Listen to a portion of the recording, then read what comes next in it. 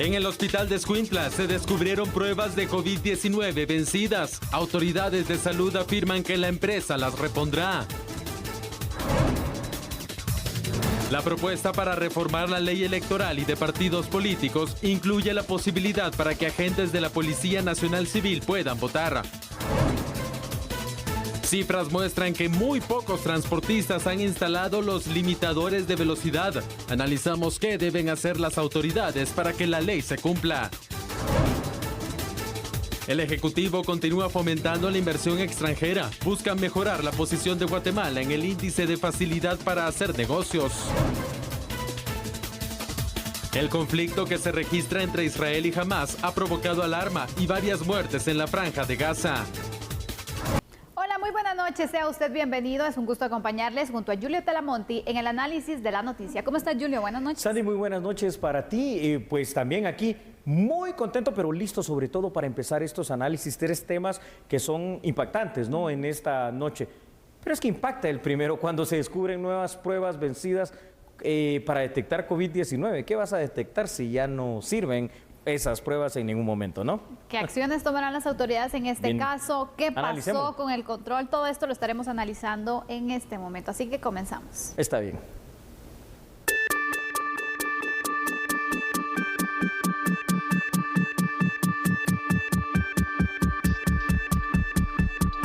Fueron cerca de 2.500 pruebas para detectar COVID-19 las que se identificaron vencidas en el hospital de Escuintla.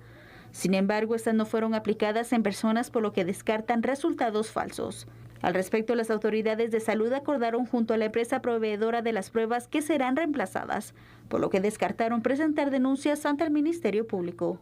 Mire, eso hay un compromiso, ya el proveedor lo mandó a traer, no es la totalidad de las pruebas, él ya había entregado otra cantidad de pruebas similar para que trabajaran dentro del laboratorio, pero lógicamente esas están ahí a la espera del cambio. ¿Y la cantidad de pruebas? Ay, creo que son 2.500. ¿Entonces está tomando ninguna acción legal en este caso? No, porque él ya había firmado el acuerdo de regresar las pruebas que estaban ya vencidas. Pues lo que tenemos conocimiento es que ya vienen en camino, nosotros esperaríamos una semana, semana y media, sin embargo ellos tienen pruebas para trabajar. La ministra de Salud aseguró que el Hospital Nacional de Escuintla cuenta con suministros para continuar con la detección de casos de COVID-19, mientras llegan las que serán reemplazadas. Y es que aquí la pregunta es precisamente lo que decíamos con Sandy hace unos instantes, ¿qué es lo que se va a hacer?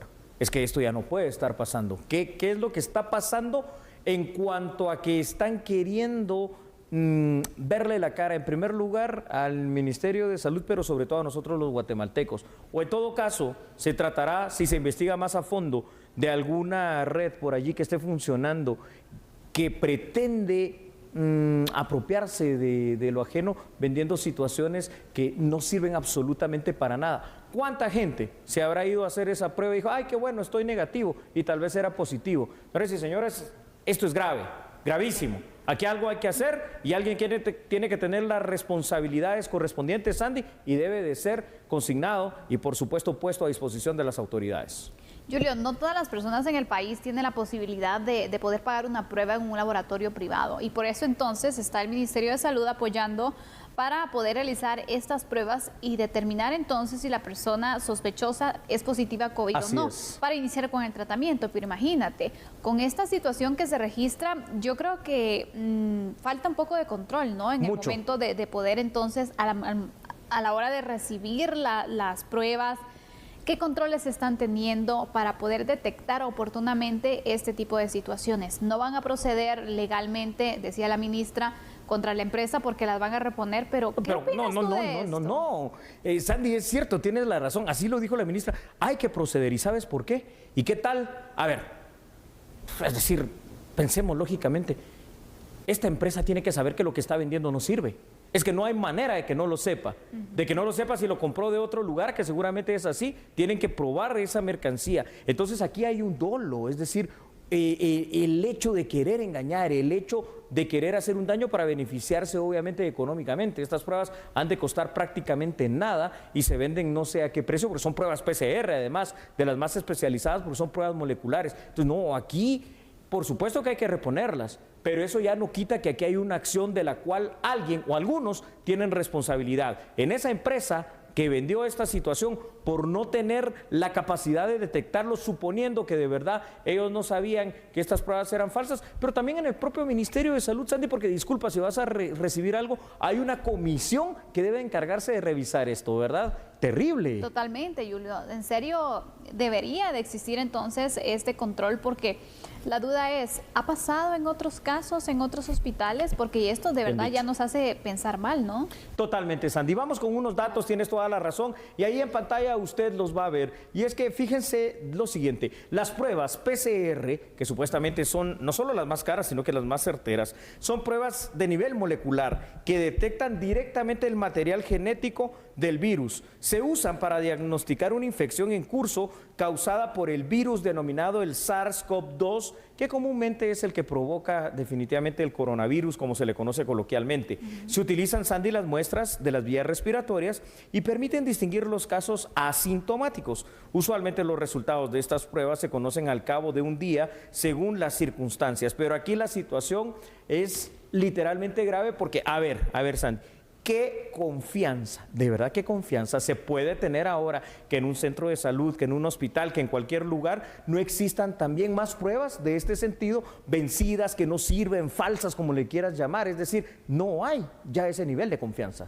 Y mira, Julio, hablando de esta confianza que tú hablas, sí, sinceramente también se está mandando un mal mensaje en el sentido de que, por ejemplo, hay alguien que no cumple muy bien las medidas de bioseguridad, tiene síntomas, se animaba a ir a un centro asistencial. Ahora no ir nadie. Como en este, pero después pensar, bueno, pero si voy igual, si me dicen que soy negativo y la prueba a saber si está vencida o qué ha pasado, mejor no voy. Entonces, si empiezo siendo responsable, no cuidándome, pues voy a seguir siendo irresponsable al momento de no asistir y puedo contagiar a otras personas, y es una cadenita entonces de irresponsabilidades, ¿no? Exactamente, Sandy. ¿Y sabes qué otra cosa puede pasar aquí? Bueno, eso por supuesto por la percepción ya de que esto no es confiable definitivamente. Y luego puede pasar lo siguiente, fíjate que pueden estar las personas que sí fueron y dicen, mira qué bueno, soy completamente libre de COVID-19, y pueden ser personas que de verdad, aún siendo asintomáticas, tengan ese virus y lo estén diseminando por ahí, simple y sencillamente porque el error de alguien o de algunos, que en este caso tienen que ser varios, está causando esta situación. Y así queremos combatir, así queremos frenar esta tercera ola del COVID-19. No, discúlpenme, señoras y señores, pero aquí sí hay que iniciar una investigación. La denuncia tiene que ser de oficio. El Ministerio Público, si se está enterando, tiene que empezar esa investigación. No, qué bonito ahora, bueno, no vamos a denunciar porque nos la van a sustituir. ¿Cuánto daño ya causó esto y cuánto afecta en lo que tú dices perfectamente, que es la confianza y la credibilidad? Y Julio, mira, la verdad es de que el Ministerio de Salud sí tiene que evaluar qué va a hacer. Porque, por ejemplo, la empresa puede decir, bueno, no se preocupen, yo se las voy a cambiar. Pues claro, otra puede hacer lo mismo. O qué pasa entonces en una situación, hipotéticamente vamos a plantear este caso, en el que se dé también que entreguen pruebas falsas, pero bueno, entonces la empresa, bueno, yo también las cambio porque se dieron cuenta, ¿no? Porque no pasa nada, ¿verdad? Exactamente, pero y si quieren accionar porque tuvo mayores daños, ya hay un antecedente que no se hizo nada. Así es. Trato de engañarlos, pero si no se dan cuenta no hay problema, y si no se las cambio. No, hay un antecedente, esa es la palabra, y no se puede tolerar esto. No se puede tolerar. Vamos con otros datos, por favor, con nuestra producción de A la Medida. Y es que ha quedado demostrado, Sandy, que las medidas de salud pública son cruciales definitivamente para contener la transmisión del SARS-CoV-2 y reducir la mortalidad por el coronavirus. Las pruebas forman parte de la estrategia inicial integral para acabar con esta transmisión de esta enfermedad. Las pruebas también deben realizarse con un enfoque estratégico, aprovechando al máximo los recursos disponibles y en el marco de objetivos claros de salud pública. Pero aquí es donde uno se pregunta, Sandy, si las pruebas no es la primera vez que pasa, están vencidas, están mal, no sirven, ¿qué otras cosas también estarán así? ¿Será que solo las pruebas? ¿Será que es todo un sistema? ¿Será que el plan realmente de vacunación contra el COVID-19 va a ser funcional? Bueno, las autoridades, Sandy, tienen necesariamente que poner un absoluto control y atención en estos detalles. Y me sumo a lo que dice, esto no puede quedar impune, no puede quedar impune. Se debe investigar qué fue lo que pasó realmente, es decir, qué controles tenía la empresa antes de tener las dosis, bueno, en este caso las pruebas, ¿Qué controles tiene el Ministerio de Salud para haber detectado también esta situación del vencimiento de las mismas, para poder ver cuál fue el punto débil y que deben mejorar? Así es. Si hay alguna responsabilidad que también se debe asumir legalmente, pues bueno, que se proceda, ¿no? Pero a compadre hablado, bueno, no se preocupe, démelas y ahí después nos arreglamos, o démelas, pero que no vuelva a pasar. Es la salud, Julia, es una situación complicada y sin duda alguna esto nos deja pensar también que hay fallas, muchas, especialmente en el tema de la recepción de estos suministros que son tan importantes, Julio, que no debería pasar. ¿Cómo están los controles entonces a lo interno del Ministerio de Salud? Esa es la pregunta. Esa es la pregunta. Y para finalizar, entonces, el llamado, creo yo, de todos los guatemaltecos y que se hace hoy aquí a través de esta ventana pública, que es su programa de análisis a la medida, es que se tomen las acciones legales pertinentes contra quien corresponda, sean así trabajadores del Ministerio de Salud o sean la gente que representaba a esta empresa que trató simple y sencillamente de engañar, y vaya usted a saber qué daño más causó en la salud de los guatemaltecos. ¿Damos por concluido el tema? Por supuesto, y con esto vamos a hacer una pausa. Pero regresando, planteamos una consulta. ¿Deberían los policías votar en elecciones? ¿Realmente les prohíbe la ley hacerlo? Lo analizamos después de la pausa. Me parece bien. No cambie porque somos a la medida.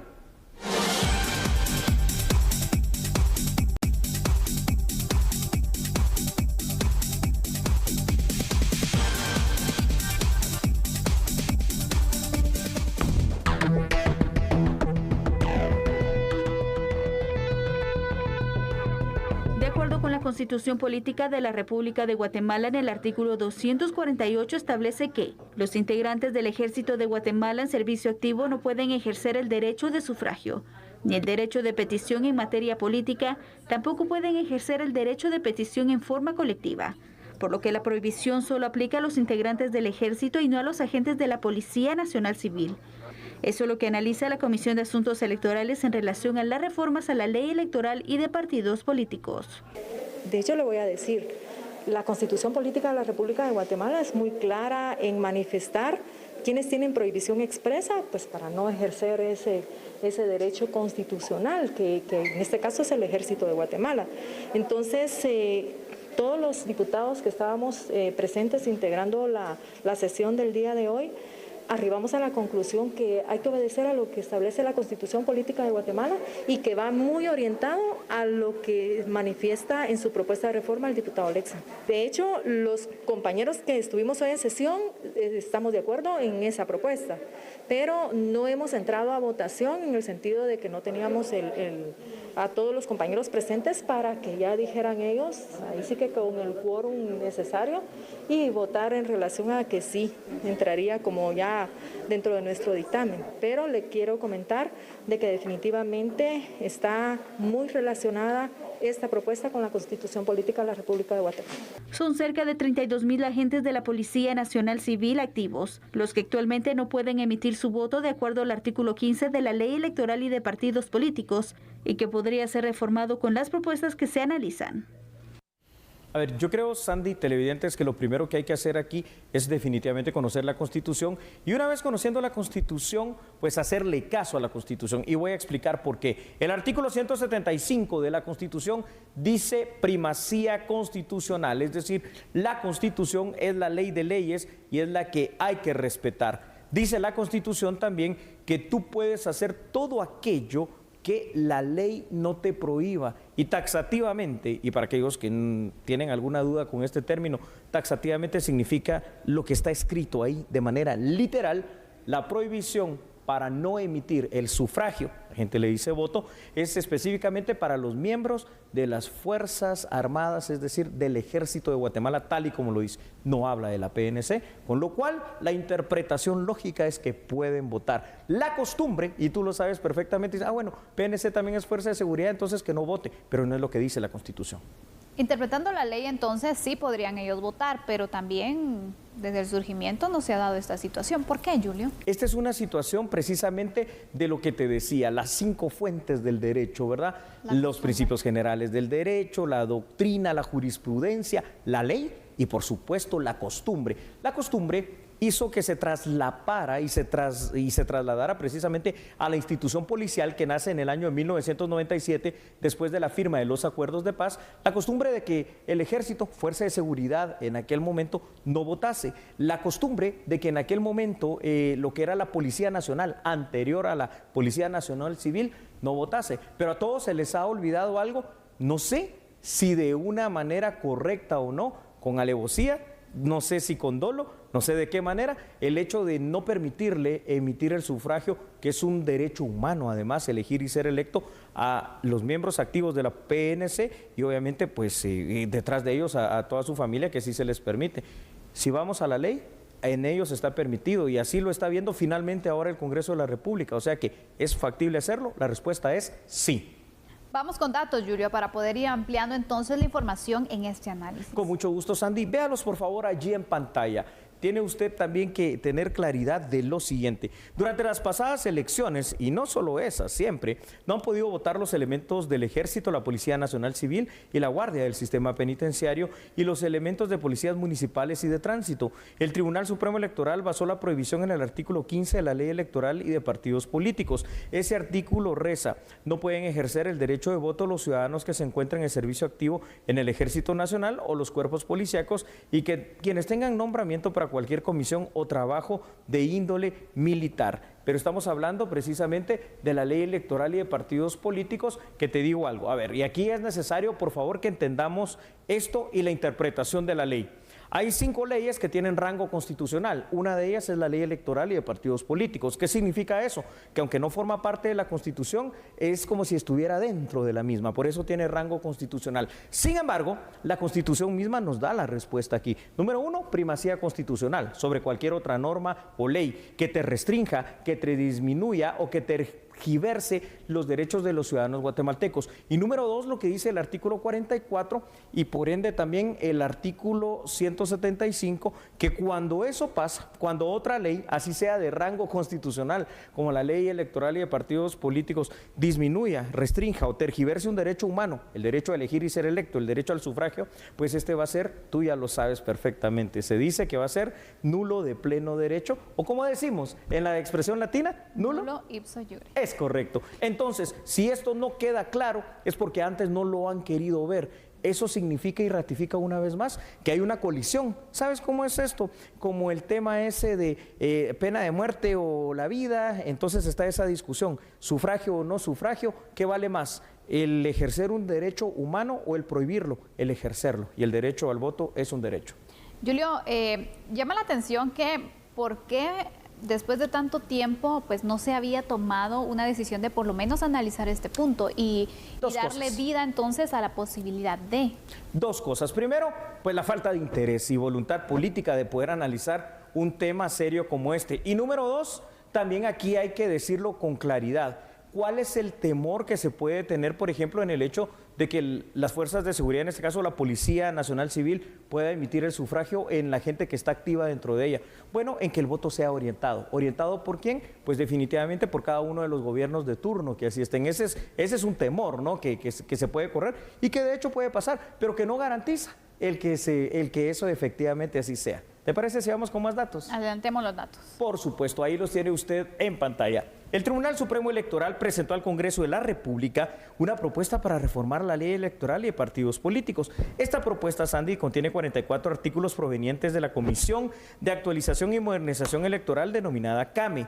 Esta comisión, que fue instalada, como tú recordarás, aquí lo analizamos en noviembre del 2019, busca evaluar el último proceso electoral y considerar cambios pertinentes a la ley electoral y de partidos políticos. En total, la comisión recibió 77 propuestas de distintos sectores, que fueron analizadas, discutidas y posteriormente algunas de ellas incluidas en la propuesta presentada. Y una de esas propuestas precisamente obedece a lo que hoy aquí estamos hablando. Y es que en otros países, al final de cuentas, es esto multivariado, pero en la mayoría de ellos sí se les permite el derecho al voto a miembros de las fuerzas policiales. Y es que al final de cuentas es Policía Nacional Civil. Ya no es una institución militar, es una institución civil, y los derechos cívicos, los derechos políticos, los derechos civiles, al final de cuentas, hay que hacerlos valer, ¿no? Claro, Julio, es un derecho que tendrían entonces los policías porque la ley no se los impide, no ¿correcto? Es clara en decir, los agentes de policía. No la Constitución, ¿verdad? Exactamente, entonces, pero también es un tema que te diría controversial, Julio. Por supuesto, por el otro lado están las personas que defienden esto y dicen no, si está lo que dice el artículo de 15 de la Ley Electoral de Partidos Políticos, que ninguna considerada fuerza de seguridad debe votar, entonces que esto se mantenga así. Pero yo pregunto algo, Sandy, ¿acaso los elementos de la Policía Nacional Civil no son miembros también de la sociedad guatemalteca y tienen derecho a participar en esta vida política, al menos con el voto? Exactamente. Por supuesto que tendrían entonces la posibilidad. Bueno, esto es lo que está sucediendo en el Congreso. Este es uno de los puntos que se están evaluando. Qué bueno, la verdad, que están tocando este tema, porque es importante también dejarlo claro. Así o es. se le da validez o qué se va a hacer, pero sin duda alguna no es algo en lo cual pueden seguir ignorándolo. Y bueno, queda ahí entonces si pueden votar o no, si cumplen con su derecho o no. Es correcto, Sandy. La evaluación es una evaluación jurídico-legal, así que usted, por favor, yo le invito a algo. Le repito, como siempre, no me crea a mí, créale a lo que dice la Constitución, nuestra máxima norma en el campo jurídico guatemalteco. Le repito cuáles son los artículos: 175, primacía constitucional, la ley más importante que hay que cumplir es la Constitución, y el artículo 44 y el mismo 175, donde usted va a ver que si hay una norma, una ley o un artículo de cualquier ley, así sea de la misma Constitución, que restrinja, tergiverse o disminuya un derecho humano, ese va a ser nulo ipso iure. Continuamos con la información aquí en A la Medida. Y ahora le damos a conocer que el Ministerio Público solicitó se le retire el antejuicio al juez penal José Eduardo Cojulún en el caso Fénix.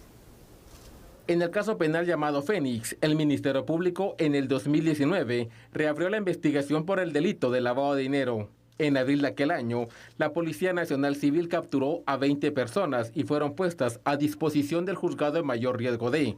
La investigación de esta carpeta judicial estableció que en el 2008 se desfalcaron 350 millones de quetzales del Instituto Guatemalteco de Seguridad Social IX. Los fondos fueron depositados a cuentas de varias empresas de cartón.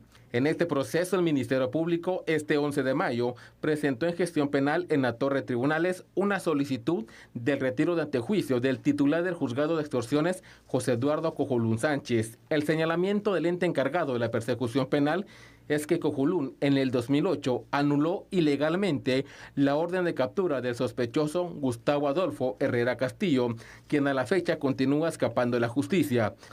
Esta la próxima semana, como lo establece la ley, la Corte Suprema de Justicia nombrará un juez pesquisidor, quien realizará la diligencia de antejuicio conociendo las pruebas de descargo de la Fiscalía y del juzgador, para resolver si recomienda que José Eduardo Cojulún Sánchez pierda o no el derecho de antejuicio.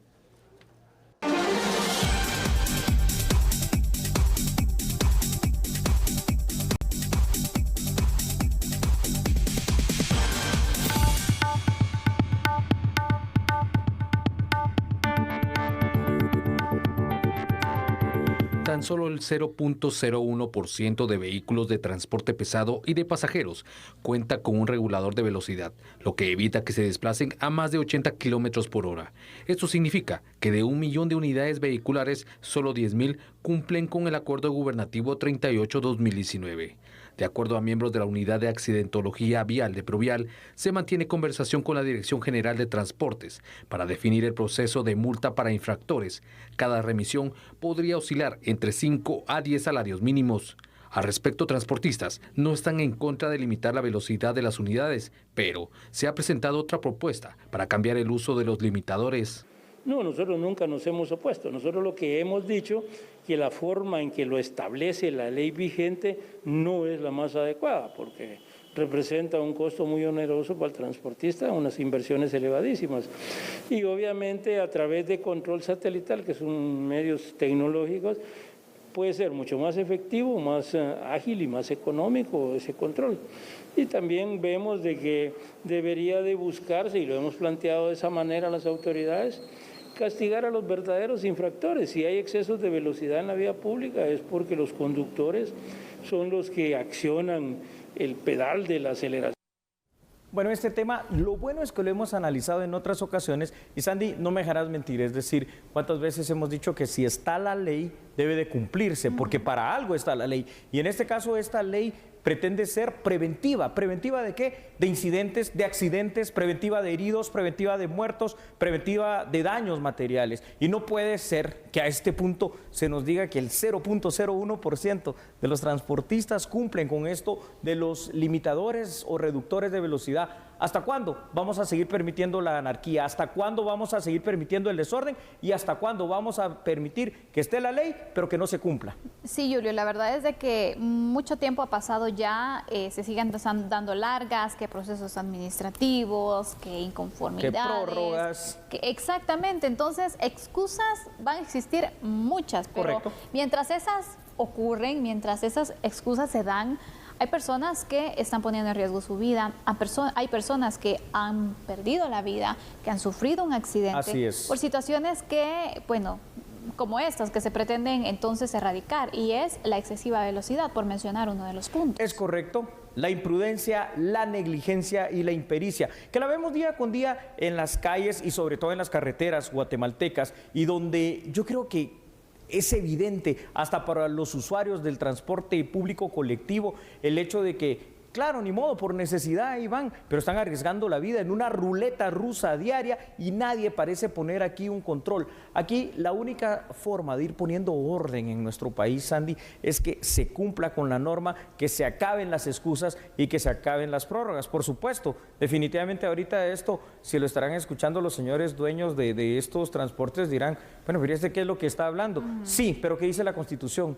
El bien común, y esto es cuestión de bien común, la seguridad, y esto es cuestión de seguridad. Y si es ley, pues es ley, hay que cumplirla. Hay que cumplirla, exactamente. Julio, vamos con unos datos, ¿te parece? Me parece muy bien, Sandy, nuestra producción acá siempre los tiene para usted, y es que el reglamento de la ley para el fortalecimiento de seguridad vial obliga, recalco esa palabra, obliga al transportista pesado de carga y de pasajeros a implementar los reguladores de velocidad. La velocidad máxima permitida para este tipo de vehículos de conformidad a lo establecido en ese reglamento que existe pero nadie cumple es de 80 kilómetros por hora. Recordemos que no son solo en Guatemala sino en el mundo, los accidentes de tránsito son una de las principales causas de muerte año con año, por el abuso de la velocidad, por el no cuidado y realmente también por combinar algunas cuestiones. El ser demasiado temerario y atrevido combinado con alcohol y otras circunstancias. Y eso se vive día con día y no lo podemos evitar, solo estamos esperando. Fíjate cómo es eso de terrible, cuál es la próxima tragedia vial de transporte colectivo o algo y seguimos sin hacer nada. ¿Hasta cuándo? De verdad, ¿hasta cuándo? Julio, mira, en los últimos días se han dado diferentes situaciones. Te diría que incluso durante este año ya han existido accidentes de tránsito. Correcto. Hace unos días también se hizo viral un video de un piloto de un transporte pesado que iba conduciendo bajo efectos de alcohol. Imagínate. Imagínate. Y en el punto en el que cuando la autoridad le solicita que se baje, ni siquiera se podía parar. Y así iba conduciendo. Así iba conduciendo. Entonces, en ese estado no eres consciente del peligro, no eres consciente de la realidad. Puedes afectar a otras personas que van conduciendo bien, que van respetando también las leyes de tránsito. Y es entonces un peligro. El reductor de velocidad lo que busca entonces es marcar un límite para que no puedan entonces exceder. Una de las imprudencias y es uno de los factores también que provocan accidentes de tránsito, el exceso de velocidad. Hay que ir erradicando otras situaciones y otras prácticas como eso, ir conduciendo bajo efectos de alcohol, realizar maniobras también que son pues, imprudentes. Paso a paso, pero si no se comienza por este punto, no sé entonces qué podemos hacer con el resto. Punto vital y buen punto de partida para iniciar con la seguridad vial. Por supuesto que las unidades también son unas unidades sumamente veteranas, repotenciadas y reconstruidas en Guatemala. Vamos con más datos. Y aquí vemos lo siguiente. Sandy, precisamente lo has dicho y de muy buena manera, año tras año, la disposición ha sido aplazada. Y de hecho esto ha pasado desde el año 2012, por Dios, vamos a cumplir 10 años. Por la inconformidad de los transportistas que se oponen tajantemente a la instalación física de los aparatos reguladores de velocidad. La disposición está vigente como tal desde el año 2016, aunque fue creada antes. No parece haber una intención de acción por parte de la mayoría de transportistas que ni siquiera han pensado en adquirir los equipos, ni lo están pensando hacer, esto es claro. Los transportistas, Sandy, sugieren el uso de métodos diferentes a los reguladores de velocidad. Pues imagínate tú, por parte de las autoridades de tránsito y de transporte para verificar el cumplimiento de la norma. Te digo algo, Esto se llama excusa tras excusa, falta de voluntad y el no querer y que no le importe su propio transporte, la vida de sus empleados, me refiero pilotos, ayudantes, pero mucho menos la vida de sus clientes, que son quienes hacen que esas empresas al final de cuentas se sostengan y se mantengan. Una situación verdaderamente no solo terrible, sino que yo te diría de susto, de miedo, porque aquí parece que nadie quiere poner orden. Ojalá de verdad que finalmente se pueda aplicar entonces esta situación, esta disposición, esta ley, y que se proceda entonces con la imposición de multas, ¿no? Así el que no quiera cumplir o el que esté en contra, pues bueno, también, porque hay algunos que ya han empezado, Julio, y por respeto también a ellos, que respetan, valga la redundancia, la ley por ellos. Se tiene que hacer, ¿no? Concluimos entonces este tema. Bien. ¿Te parece si vamos a la pausa y regresamos con otras noticias? Claro que sí. Viene la parte informativa de A la Medida, así que usted no se despegue, solo recuerde algo, que nosotros somos aquí a esta hora por TN23, A la Medida. Regresamos a las noticias nacionales. En una entrevista, la ministra de Educación dio a conocer sobre la alimentación escolar, la matrícula y también el proceso de vacunación de maestros. La funcionaria explicó que el próximo 18 de mayo será la tercera entrega del programa de alimentación escolar que beneficiará a 2.6 millones de niños. Ya se envió la circular a las organizaciones de padres de familia con todas las recomendaciones para la tercera entrega de alimentos. Es importante mencionar que también las organizaciones de padres de familia manejan desde el año pasado un protocolo de una manera muy eficiente para aplicar las medidas de bioseguridad y poder prevenir los contagios. En esta tercera entrega, una vez más, nosotros estamos programando para 25 días. 100 quetzales por estudiante, que esto corresponde a un desembolso de 256.4 millones. Es importante mencionar que a nivel nacional en las 3 entregas, en este momento llevamos 762.7 millones de inversión en la alimentación escolar de los estudiantes de preprimaria y primaria. Entonces ya los padres de familia ya están en proceso de poder cotizar los productos para poder estar listos para la siguiente semana. Además, se refirió al aumento de la matrícula de estudiantes en los niveles de preprimaria y primaria. Explicó que en los niveles de básicos y diversificado se tiene una modalidad flexible para que los jóvenes no abandonen sus estudios. En el 2020 teníamos un promedio de 2.974.476 estudiantes solo en el sector oficial. En el 2021 tenemos 3.086.556. Entonces, para nosotros ha habido un incremento de la matrícula principalmente en los niveles preprimaria y primaria. Entonces, sí hay desafíos en ciclo básico y ciclo diversificado. A la disposición de estos estudiantes, las modalidades flexibles.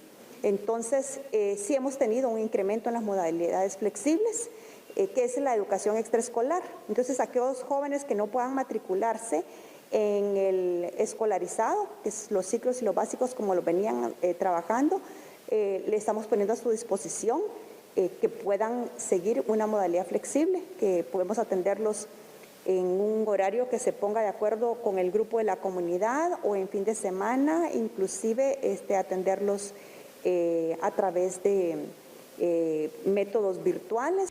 Por otra parte, dio a conocer que ya se trasladó la base de datos de los maestros del sector público que serán vacunados contra el COVID-19 al Ministerio de Salud. Con fecha 6 de mayo ya se trasladó la base de datos de los maestros del sector oficial. Entonces ya esta base de datos está siendo analizada por el Ministerio de Salud para poder responder a la necesidad de vacunación de los maestros del sector público. Entonces, y también hay coordinaciones que me ha comentado la señora ministra que están realizando con el Instituto Guatemalteco de Seguridad Social. Entonces, nosotros pues ya hemos cumplido con trasladar esa base de datos. Estamos pendientes de todos los requerimientos o lineamientos que nos dé el Ministerio de Salud para continuar, ¿verdad? Nosotros afortunadamente tenemos una mesa técnica nacional que vemos con los maestros, hay mesas técnicas departamentales y municipales, y eso hace que la comunicación sea muy fluida y que podamos tener, la organización pueda ser de una manera inmediata. Explicó que hay 21 colegios que ya cuentan con la autorización para poder impartir clases en sistema híbrido. Se recibieron 150 solicitudes. De estas 150 solicitudes, nosotros ya trasladamos las 150 al Ministerio de Salud. Para nosotros, los 150 llenan todos los requisitos. En otra información, suspendieron el trámite de un recurso de amparo que presentó el alcalde de Misco, Neto Brand. Esto quería detener ese proceso muy probable de la recomendación para que pierda su derecho de antejuicio que le asiste. Vea la información. El jefe edil de Misco, Neto Brand, presentó este amparo en contra de la recomendación del pesquisidor Edgar Manfredo Roca, quien recomendó que le retiren el derecho de antejuicio para ser investigado por un posible hecho de abuso de autoridad. Una investigación preliminar estableció que Brand pudo haber cometido ese ilícito al autorizar que una persona fuera contratada en la comuna a su cargo, presentando un título falso. En abril de este 2021, el juez pesquisidor Edgar Manfredo Roca recomendó retirarle la inmunidad al funcionario edil. Ante esto, Neto Brand presentó un recurso de amparo. Este busca anular la recomendación que Brand pierda el derecho de antejuicio. Este recurso legal fue asignado a los magistrados de la Sala Segunda de la Corte de Apelaciones. Dicha sala resolvió suspender el trámite del amparo. La cancelación pudo haber sido porque la acción legal no cumplió con los requisitos que establece la ley. De esa cuenta, la recomendación que Neto Brand pierda el derecho de antejuicio no está impugnada por otro recurso legal. Sin embargo, no se ha resuelto de forma definitiva porque el funcionario municipal recusó a los magistrados que analizarán la recomendación y resolverán si mantiene o no su derecho de inmunidad para ser investigado. Y bueno, el conflicto que se tiene actualmente entre Palestina y también Israel ha provocado una serie de muertes en la Franja de Gaza. La Cancillería se ha pronunciado dando a conocer el estado de los guatemaltecos que viven en Israel. De acuerdo a lo reportado por la Embajada de Guatemala en Israel, 228 guatemaltecos radican en dicho país, la mayoría israelí guatemalteco con doble nacionalidad. De esa cifra, 25 ciudadanos están en la zona de riesgo, 18 en Jerusalén y el resto se encuentra distribuido en las ciudades de Ashkelon, Ashdod y Bet Shemesh. El conflicto se originó luego que milicianos de Hamas lanzaron decenas de misiles contra Israel, incluyendo una andanada que encendió las sirenas en Jerusalén, luego de que cientos de palestinos resultaron heridos en enfrentamientos con policías israelíes en una mezquita de la disputada ciudad. Asimismo, Cancillería en un comunicado señaló que el gobierno de Guatemala expresa su solidaridad al Estado de Israel y condena enérgicamente todo acto terrorista y reitera la importancia de realizar conversaciones en beneficio de la paz y prosperidad en la región. Por el momento no hay ninguna emergencia reportada por los connacionales. El Poder Ejecutivo está realizando todas las acciones pertinentes a efecto de poder atraer inversión extranjera a nuestro país. Y esto también tiene un objetivo bien claro y específico, es poder incrementar la calificación que recibe Guatemala en el Doing Business. Véalo por favor en A la Medida. El presidente Alejandro Yamatei se refirió a las acciones que se coordinan desde el Ejecutivo para escalar en la medición del Doing Business, índice de facilidad para hacer negocios, el cual es una medición del Banco Mundial, la cual califica a los gobiernos en indicadores que facilitan la inversión extranjera. Más oportunidades para los guatemaltecos. Como gobierno nos hemos propuesto la meta de llegar a la posición 88 de la posición 96 en el Doing Business en el que nos encontramos el día de hoy.